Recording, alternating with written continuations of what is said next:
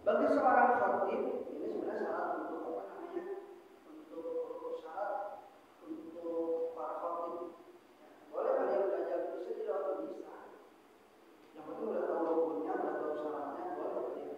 Tinggal nanti perjalanan seperti itu. Jadi ada duduk di antara dua khutbah. Pertama, khatib menyampaikan, selesai duduk. Lamanya itu sama seperti kita sholat, lalu kita tumakninah.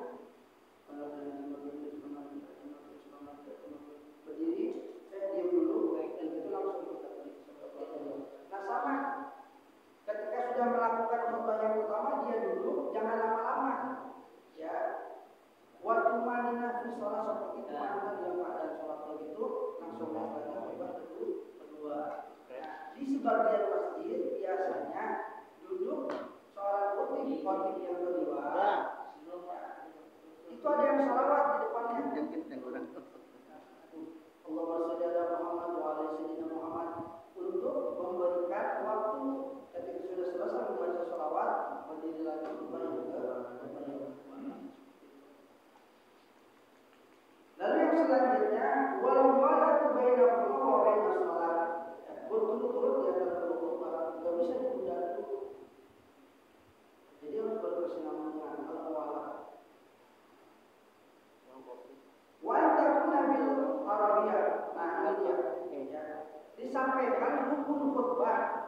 Jadi yang dimaksud dengan antakuna bil arabiyah harus disampaikan dengan menggunakan bahasa Arab. Ingat, yang digunakan dalam bahasa Arab itu adalah hukum khutbah Jumat. Jadi hukumnya aja yang disampaikan dalam bahasa Arab. Ya. Makanya ada sebagian yang masih belum paham itu masuk bahasa Indonesia tidak boleh. Padahal sudah jelas di dalam kitab itu antakun dan al-arabiyah. Ingat, yang diucapkan ketika khutbah Jumat dalam bahasa Arab itu adalah yang rukunnya. Apa yang rukun kemarin? Alhamdulillah. Ya. Mengucapkan hamdulillah, sholawat, terus tentang apa namanya ketakwaan kepada Allah Subhanahu Wa Taala, begitu baca ayat dalam Al-Quran. Kan biasa kalau berdoa, alhamdulillah, alhamdulillahirabbil alamin, wassalatu wassalamu ala syahadat, asyhadu an la ilaha illallah, asyhadu anna Muhammadar Rasulullah, shalawat Allahumma shalli ala Muhammad wa ala sayyidina Muhammad. Itu baca Al-Quran. Satu ayat dalam Al-Quran. Ya ayyuhalladzina amanu taqullaha wa qulu qawlan sadidan yuslih lakum a'malakum wa yaghfir lakum dhunubakum wa man yuti' Allah wa rasulahu. Nah, setelah itu usikum wa nafsi bittaqwallah wa qad fazal muttaqun. Itu nasihat tentang masalah ketakwaan. Sampai situ dilanjutkan dengan teks bahasa Indonesia boleh. Yang pasti rukun itu jangan pakai bahasa Indonesia. Mari sama-sama kita berdoa. Alhamdulillah, kita bersalawat kepada Allah.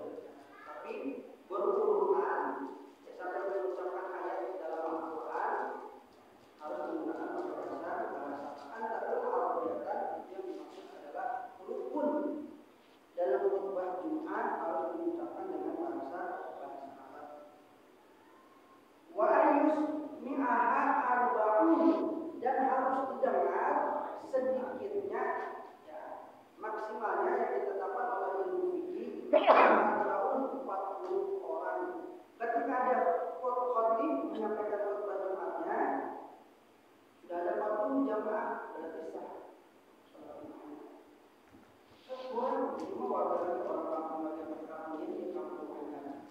Ya, hanya di sebagian jemaah, bagian daerah yang melaksanakan sholat Jumat, dia dilanjutkan dengan sholat dulu. Untuk menyempurnakan, ya, seperti itu. Jadi khutbah didengar oleh 40 orang.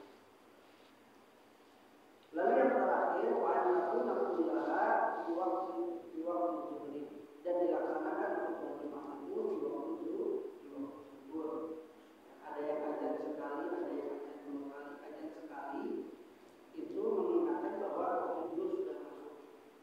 Azan yang kedua itu untuk khatib naik ke mimbar. Yang azan sekali boleh, yang azan 2 kali boleh. Kita terbiasa azan 2 kali, mendengar azan 1 kali. Azan kurang